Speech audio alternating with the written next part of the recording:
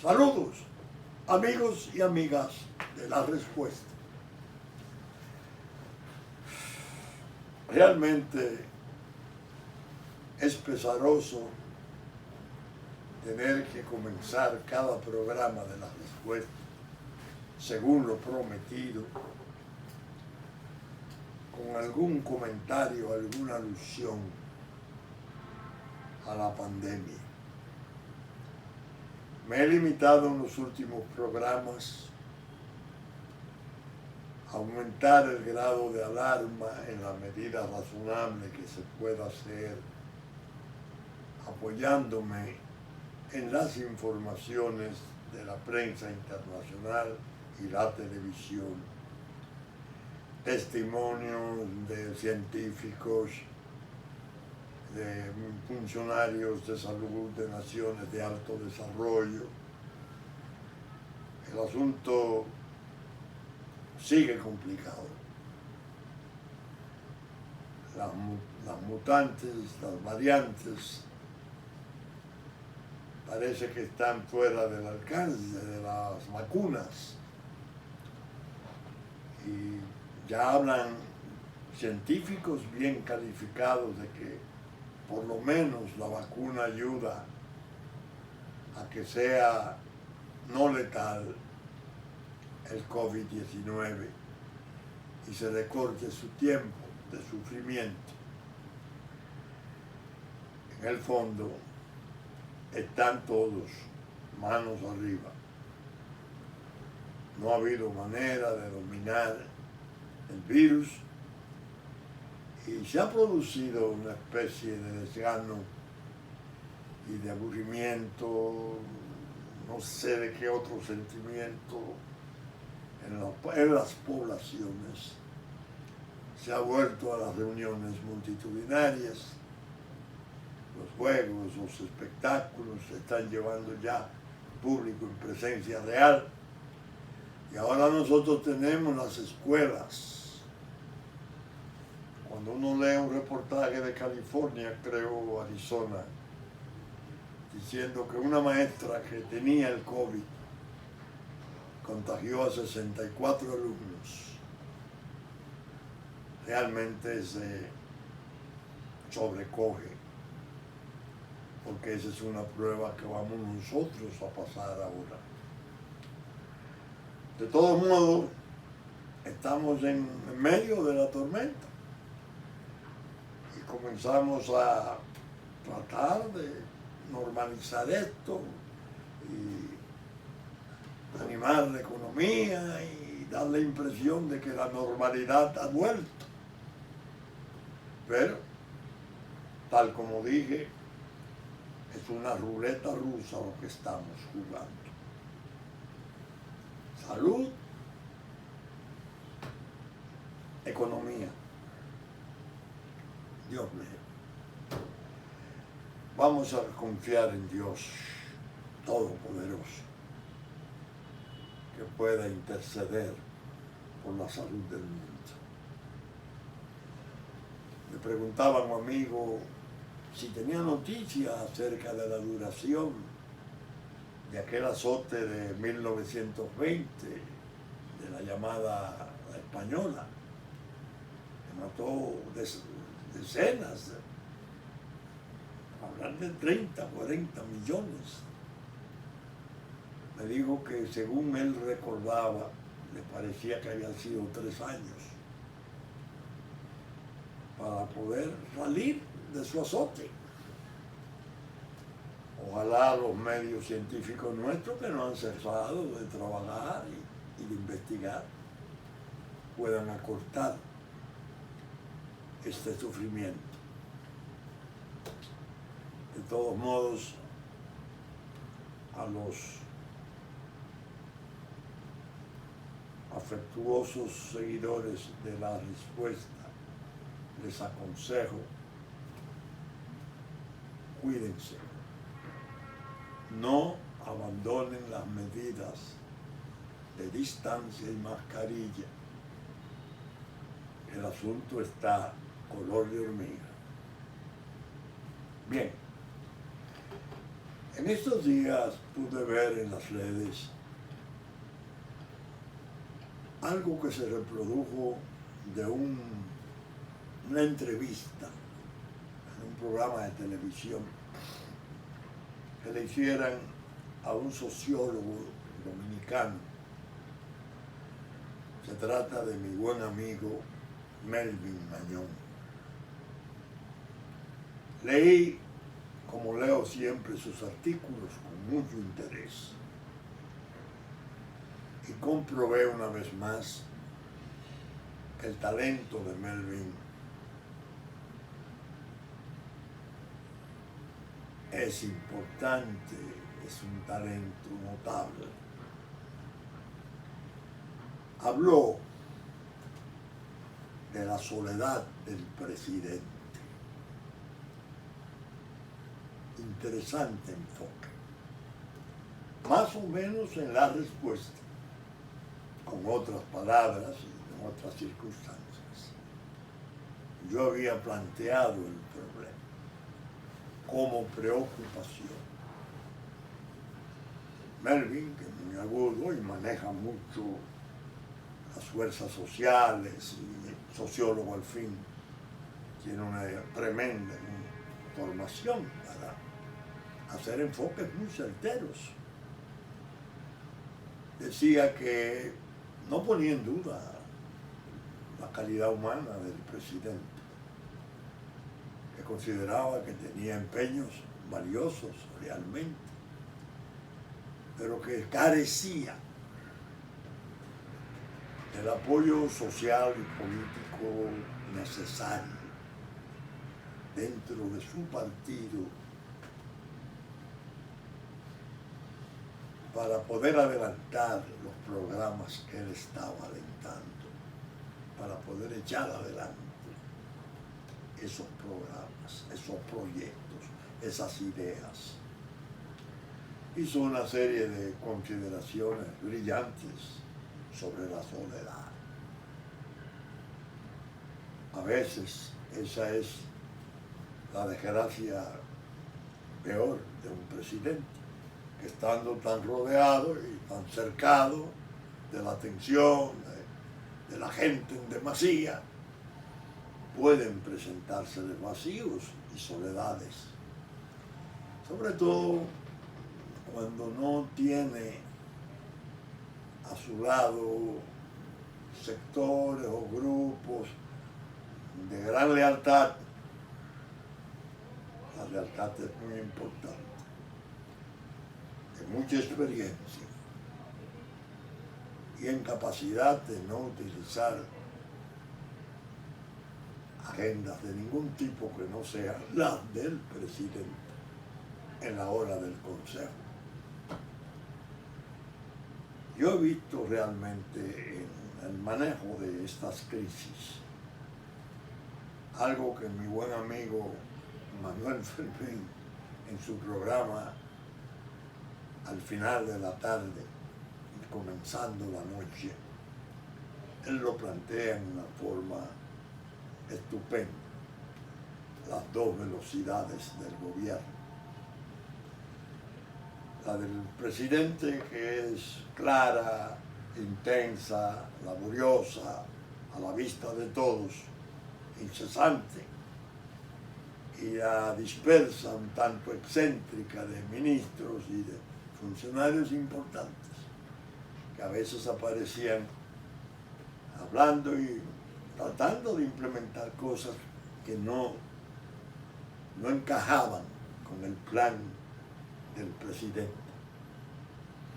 Es decir, hay inquietud en gente que no le malquiere respecto a esa situación. Como hago las cosas a veces, y por eso me he ganado una inmerecida fama de contracorriente, de excéntrico, majadero, porque cuando todo el mundo piensa de un modo, Vincho viene de otro modo, no. He pensado en darle al presidente un consejo hoy, pero muy especial, muy diferente, al consejo habitual.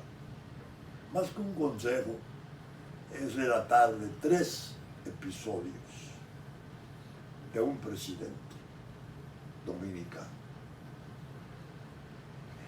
que no es el doctor Balaguer, que en paz descanse, del cual voy a hablar en el programa, porque se cumplieron 115 años de su natalicio. Hablar del presidente Ramón Cáceres. No era un intelectual, no era un tecnócrata, era un hombre de trabajo, de una probidad que hacía horizonte, recto, carismático, que se hizo de un liderato innegable durante su periodo de presidente. Había sido previamente el vicepresidente del presidente Morales Languasco en el año 1903, 1904. Él accedió a la presidencia y fue asesinado en el 1911.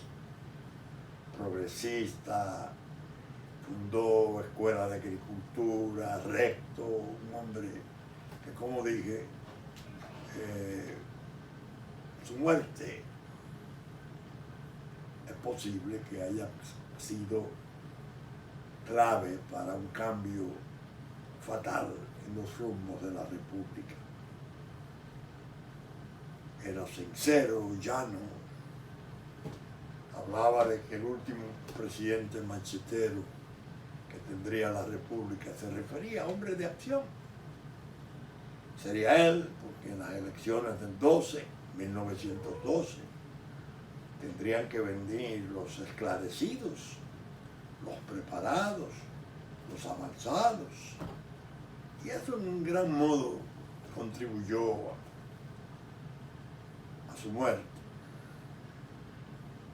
Perdió el apoyo natural de su partido, Partido Nacional, porque impuso políticas rectas, suprimiendo el caciquismo. Bueno, le voy a contar de ese hombre 3 episodios al presidente Abinader, en una forma coloquial, para que él infiera si alguien se lo cuenta, porque no creo que tenga tiempo para verlo ni oírlo. ¿Qué quise yo aconsejar? Se manejó la cuestión de la Procuraduría General de la República, sería el año 9, en el año de la niega.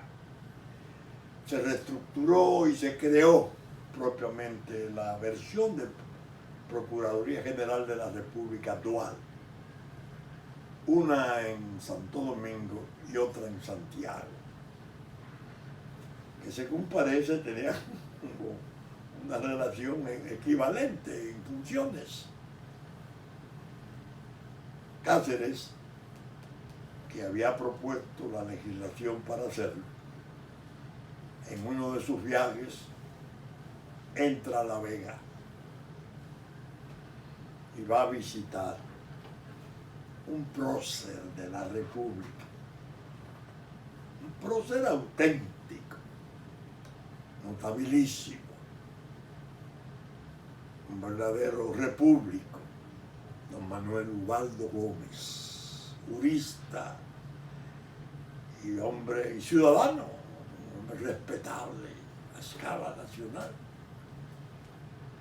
Él lo va a ver a proponerle a don Manuel Ubaldo Gómez que él quería que cuando se iniciara la nueva etapa de la Procuraduría reemprendida, rearticulada, era algo así, don Manuel Ubaldo le hiciera el favor de aceptarle la posición de Procurador General de la República. Don Manuel Ubaldo dice, no puedo. Tengo consultas, oficina, intereses que he aconsejado, Estado en justicia, no puede. Yo no voy a complacerte, no puedo complacerte. Pero don Manuel Ubaldo nota que el presidente Cáceres se contrarió, se apenó. Y parece que para sacarlo hizo una especie de chiste. Y le dijo, además, yo soy Bolo del Partido Liberal y tú eres la Bú del Partido Nacional. Cáceres hace así y se seria y le dice, Manuel Ubaldo, ¿y tú crees que yo te ando buscando por ser Bolo, Raúl? Yo te ando buscando porque tú eres el mejor de la República para eso.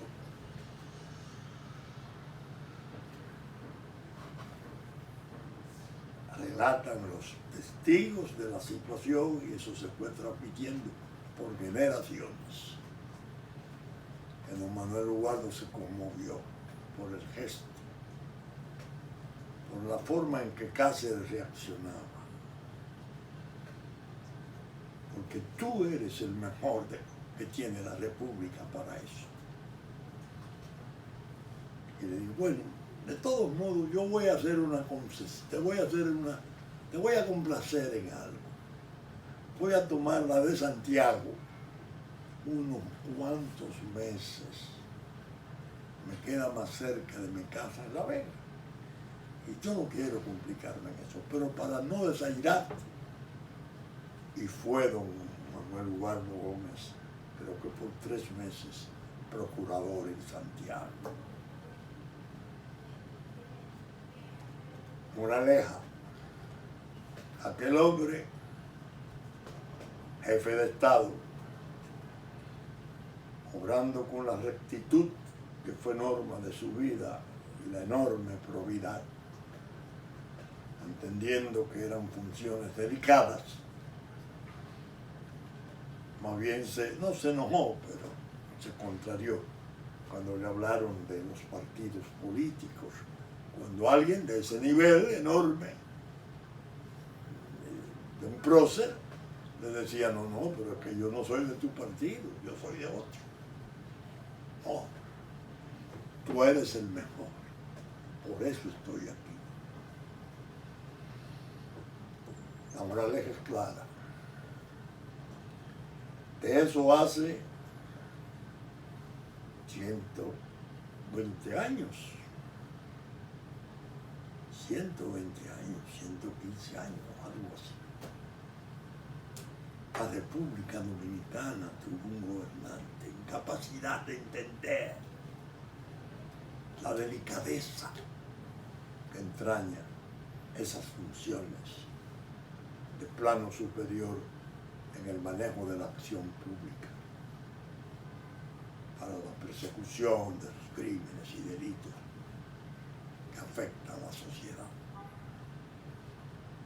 Es decir, todo cuanto vino después o pudo venir después fueron degeneraciones.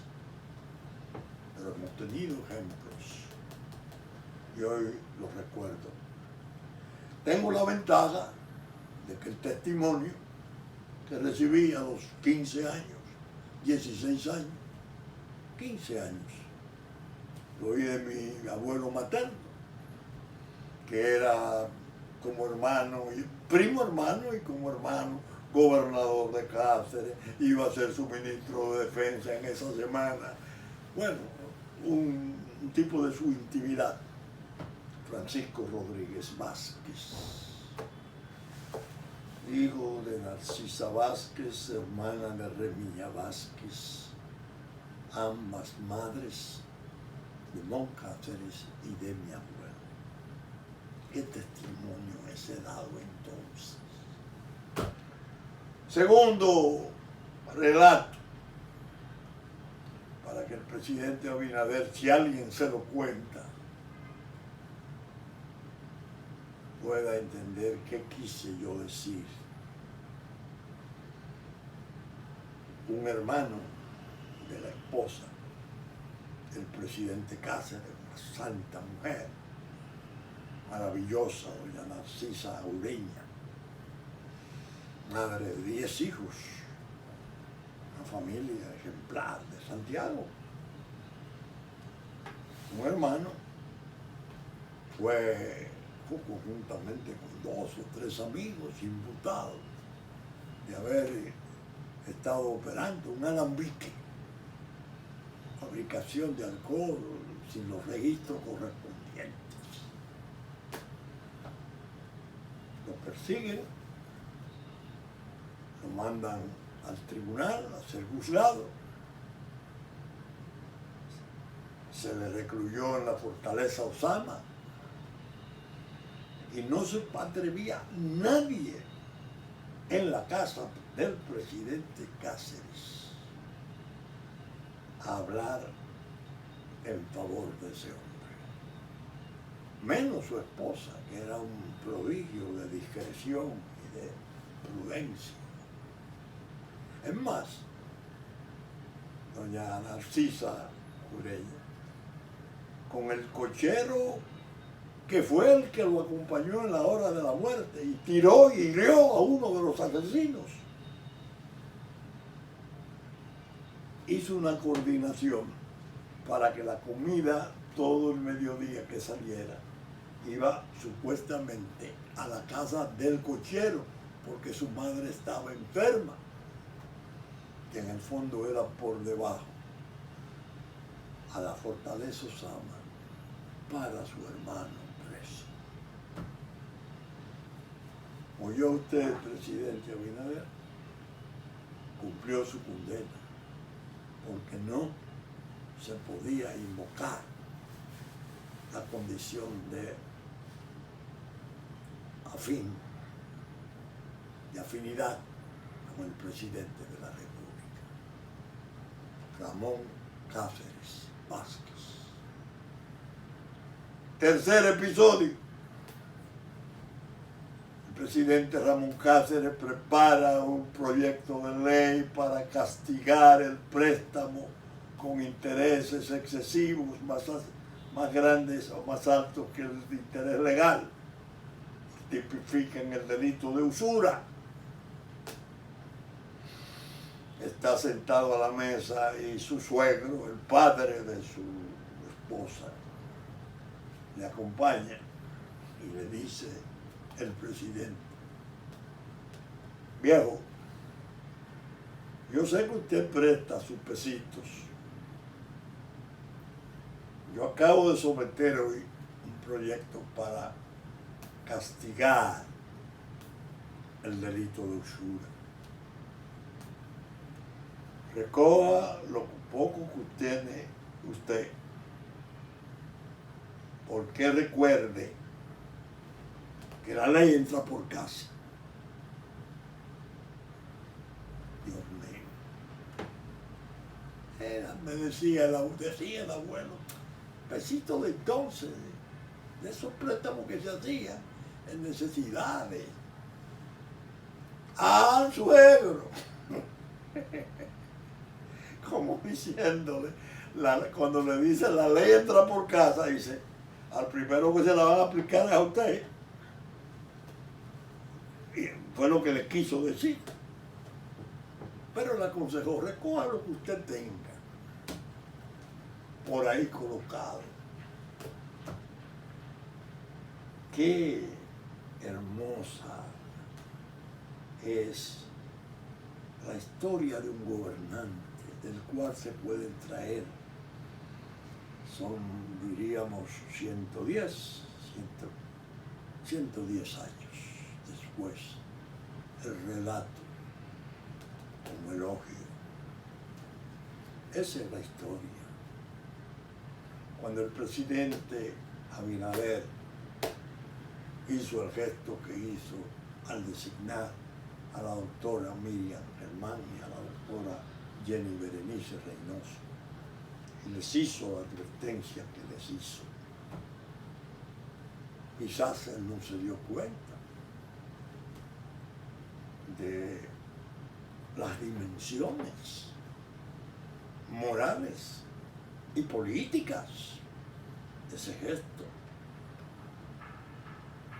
El presidente de un país está para eso, porque no es un gesto voluntario, es un, bueno, me conviene, no, es un mandato de la Constitución. Yo, Poder Ejecutivo, no puedo porque la Constitución de mi país lo prohíbe, permitir la injerencia, la intervención de un poder público en el trabajo del otro. Usted corresponde al área judicial. Ustedes, jóvenes, hagan su trabajo. Óigame, esto que lo consagra. Es que eso que cuento de Cáceres, insisto, lleva largo más de un siglo y se retiene como ejemplo. Caramba, cuando esa soledad a que se refiere el sociólogo Mañón, mi amigo Melvin, se ve claramente que si no lo abruma, lo rodea al presidente Abinader. Es justo y necesario que la gente de buena voluntad celebre el consejo y se sume a la preocupación, no para la crítica hiriente, no para sacar ventajas políticas, no, para ejemplificar. Ahora está la cuestión de la modificación constitucional. Este librito,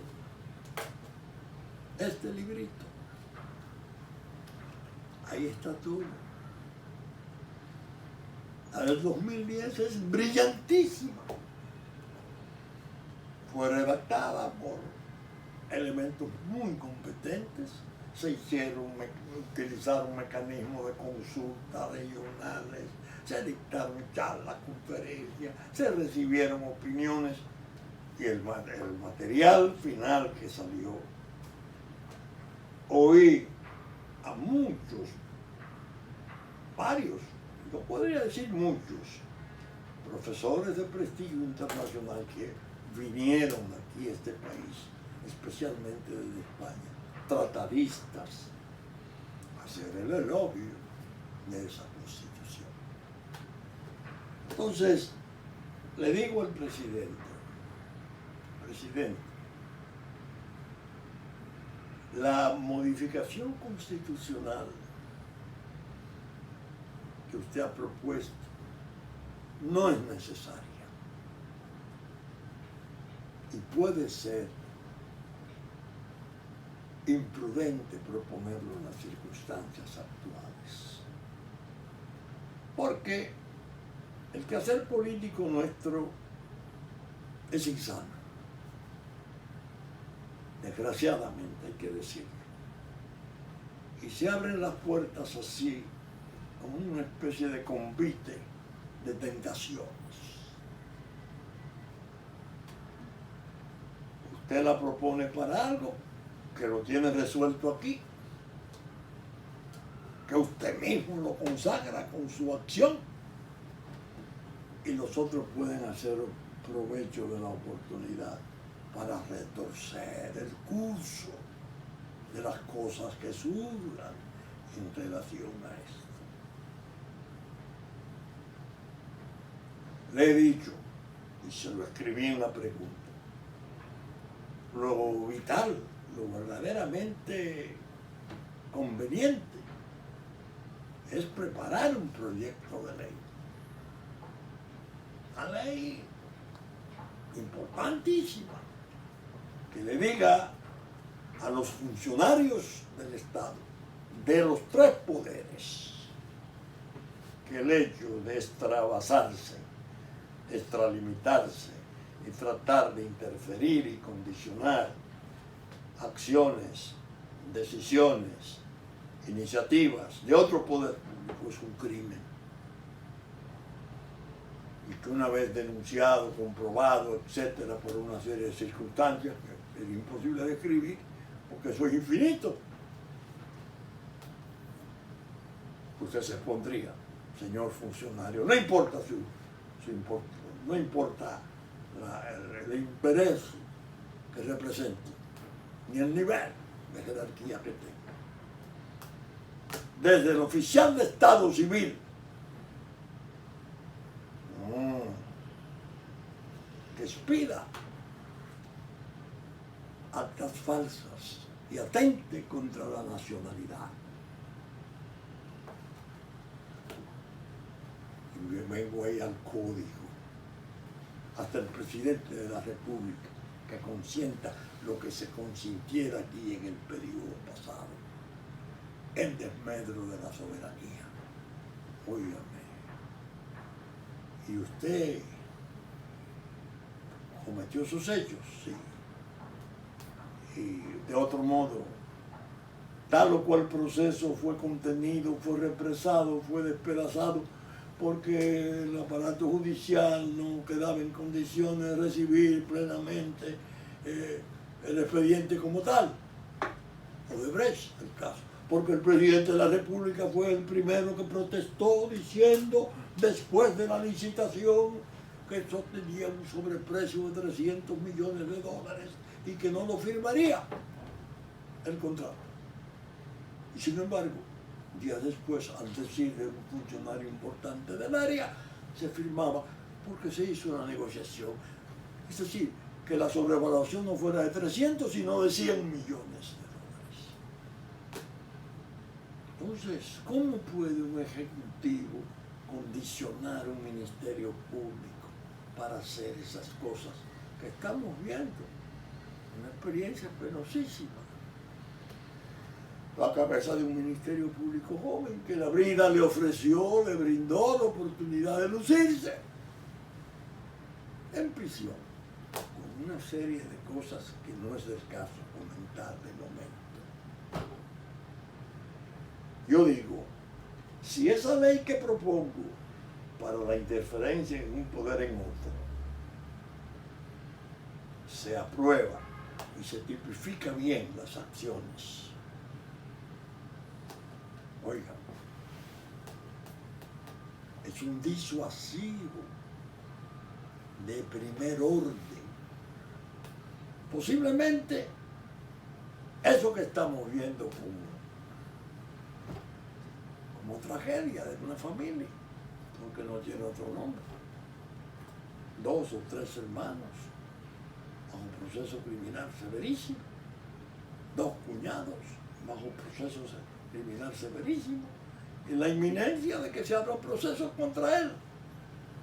De existir una ley como la que yo propongo, es posible que eso no se hubiese dado, al menos en esas proporciones.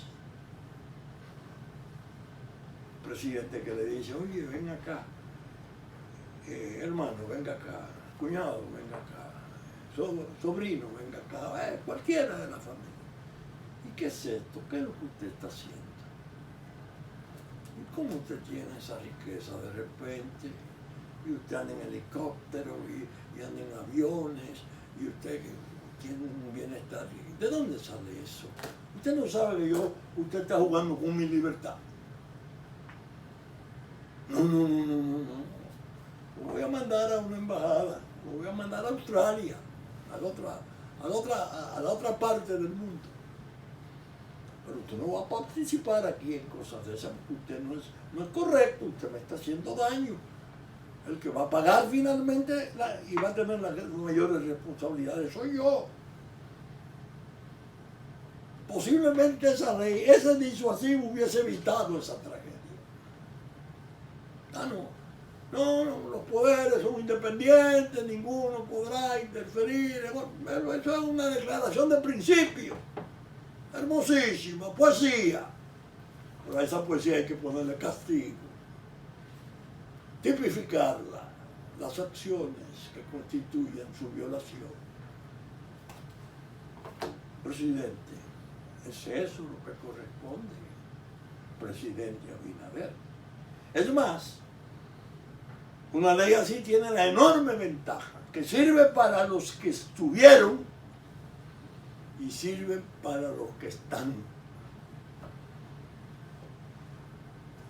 Porque a todo amigo, correligionario, colaborador, que se en la campaña, que se fajó, que no se fajó, que buscó recursos, que no buscó recursos, una ley así no es presentarle la Constitución.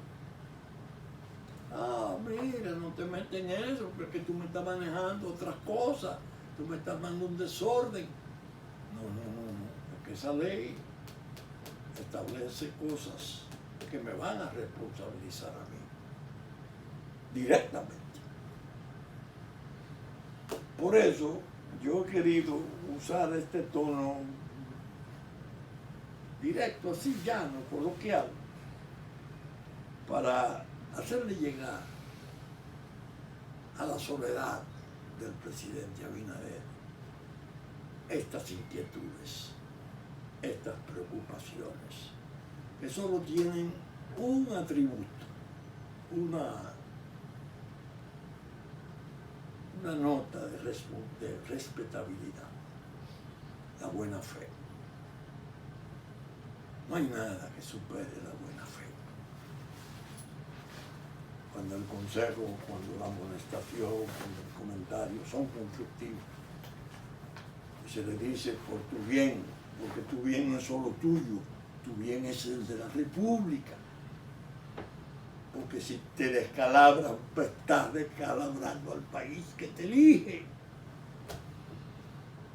Y la distancia del presidente, aún con los más cercanos, es sagrada. Debería haber un foso final ahí, hasta ahí. Somos amigos y lo que tú creas, pero no puedes hacer eso. Tú estás comprometiendo gravemente la responsabilidad. Se dio la primera reunión de la convocatoria de las fuerzas con representación electoral, congresional, la sociedad civil, bueno. Ya ustedes oyeron mi parecer. De Gea Pellegrini, que es quien tiene las funciones de la presidencia de la Fuerza Nacional Progresista en hecho, la libertad de decirle, acuérdense ustedes, José Ricardo Taveras, que es nuestro secretario general, si llega una invitación, porque parece que los partidos políticos menores propusieron esto y creo que se aprobó, y asistan, pero asistan para mantener las posiciones trascendentales.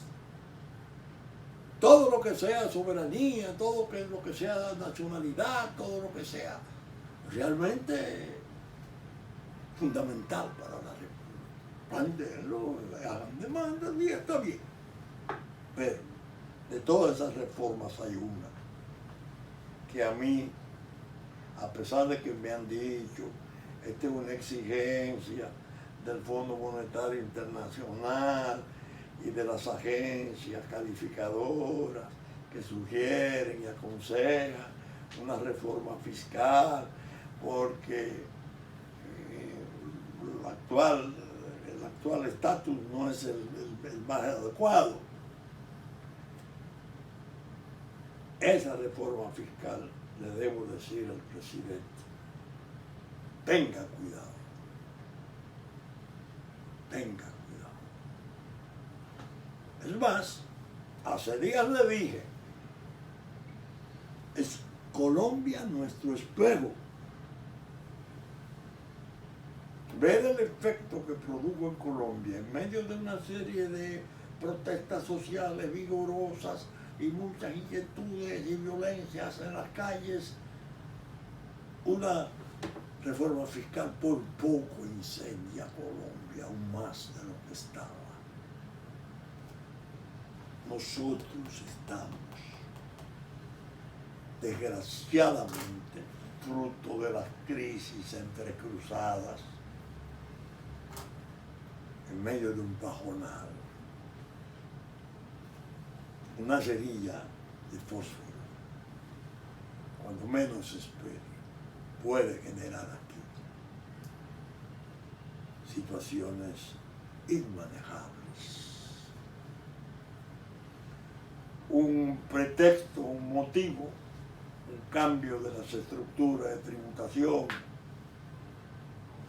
de acuerdo a cómo se venda. Es difícil venderla, pero evidentemente la incomodidad pública se puede sublevar. El ministro de Hacienda me decía a alguien que hacía un pedido a la población y le decía, súmate, que es finalmente en tu favor. No, esas masas sabemos lo emocionales que son y sabemos cómo a veces sorprenden su ingenuidad y la saben sublevar. Y cuando se levantan y se enfurecen, son incontrolables, impresionantes. Entonces, cuidado, presidente. Esa reforma fiscal, manéjela, aunque sea una petición internacional, tiene la enorme ventaja de la explicación de los efectos desastrosos de las crisis. La gran excusa del presidente Abinader, por ejemplo, para decirle a las fuentes de los financiamientos internacionales más importantes. Yo querría, pero de momento no puedo, porque tengo que atender a las reacciones psicosociales posibles, porque primero es la paz, primero es el orden.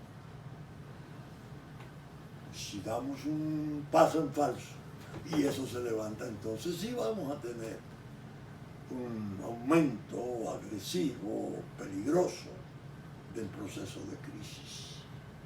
Y hay sectores interesados en que así sea, Es decir, hay la mala fe suficiente en sectores poderosos, muchos de ellos que sabemos las razones, en las circunstancias que lo colocaron sus hechos, sus fechorías, pero conservan poder y son capaces de trabajar para lo peor. En la sombra, desde luego, como lo han hecho, lo vienen haciendo. Yo creo que a esta altura del programa mi deber es detenerme y los últimos minutos, los últimos tiempos del programa dedicárselo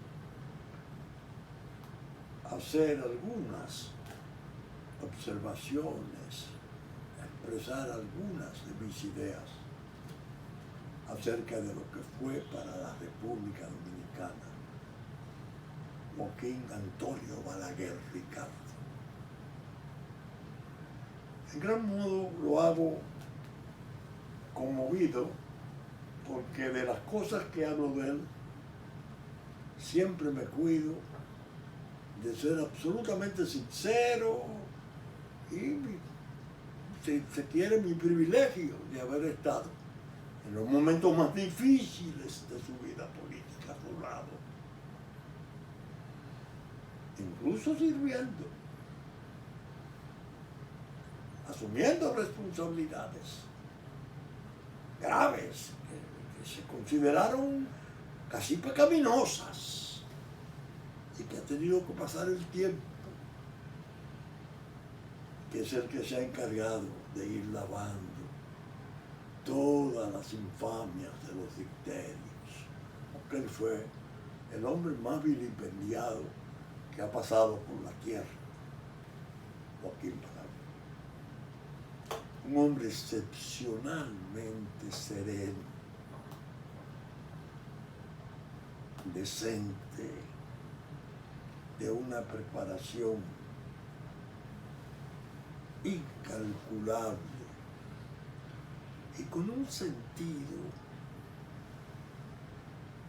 íntimo de servir a su país todas las horas del día, todos los días de la semana, todas las semanas de los meses y de los años de su patria.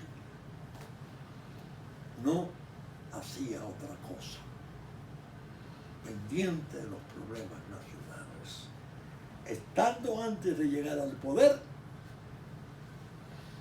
como cuando llegara y gobernara 22 años la República Dominicana. Oiga, a Manuel Fermín, mi buen amigo, en su programa, el día 1 de septiembre, haciendo una semblanza. Y realmente me maravillé, porque Manuel tiene la ventaja de que agrónomo, trabajó en INESPRE, trabajó en el Instituto Agrario, es decir, en las áreas sensitivas de la política y de la economía popular. Y fue señalando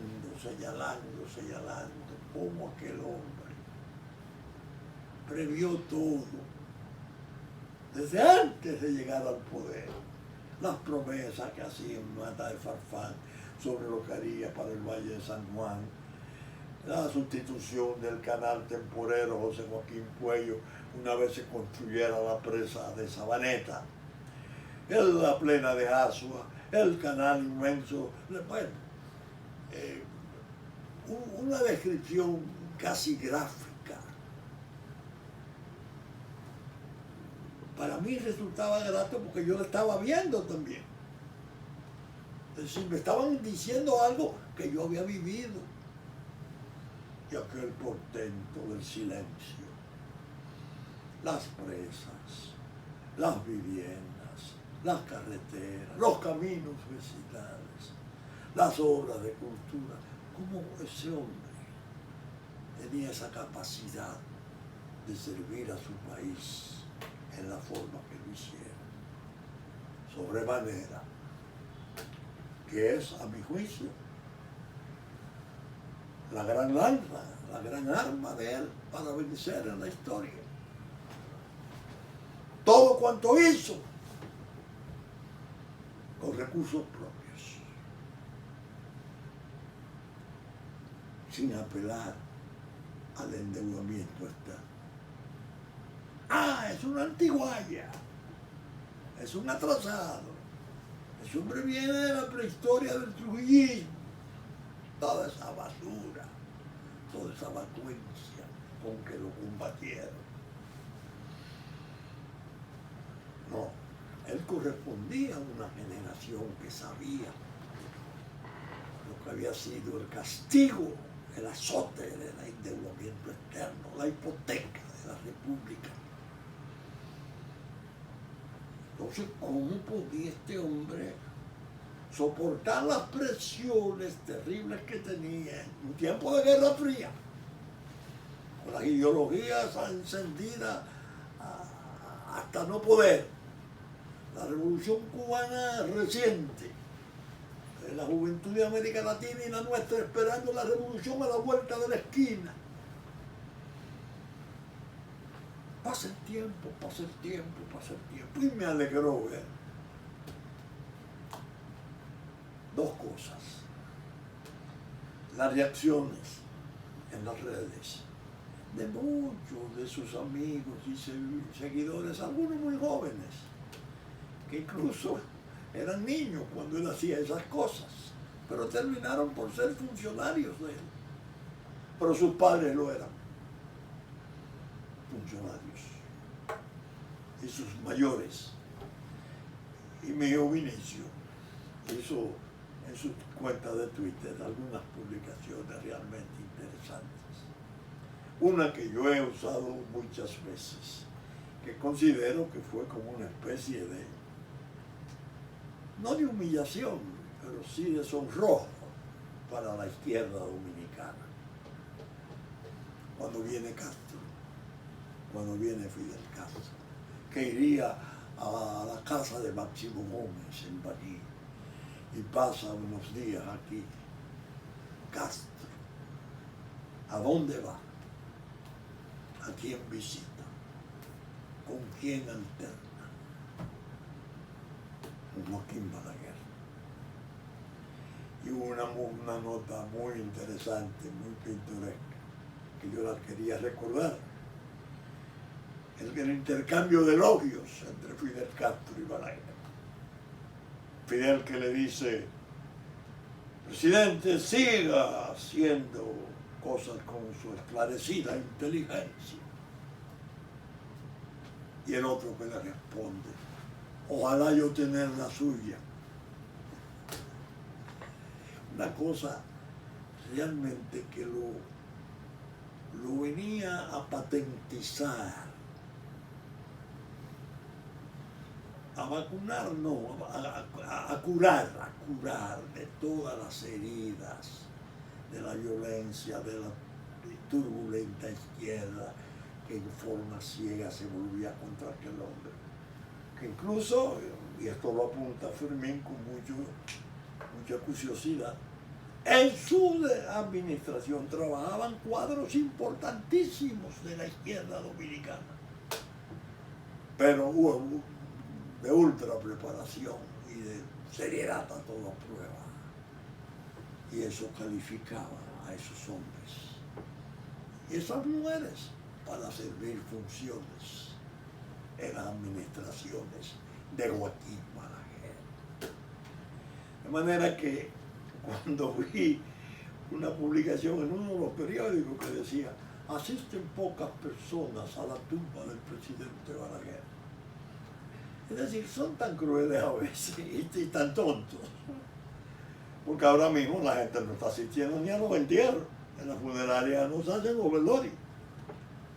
Fueron 15, 20 personas las retratan. Miren qué poca gente tenía Balaguer. Yo que fui a su sepelio y estuve de las 5 de la tarde hasta las 11 de la noche esperando que llegara el féretro en hombros del pueblo. Se lo habían quitado a la autoridad abusadora que lo quería traer como una especie de paquete a velocidad. Y cuando veníamos llovía y se veía la avenida del cementerio Cristo Redentor, aquellos hombres y aquellas mujeres bajo ese aguacero, arremangados, con los zapatos en las manos, bajo la lluvia, miles.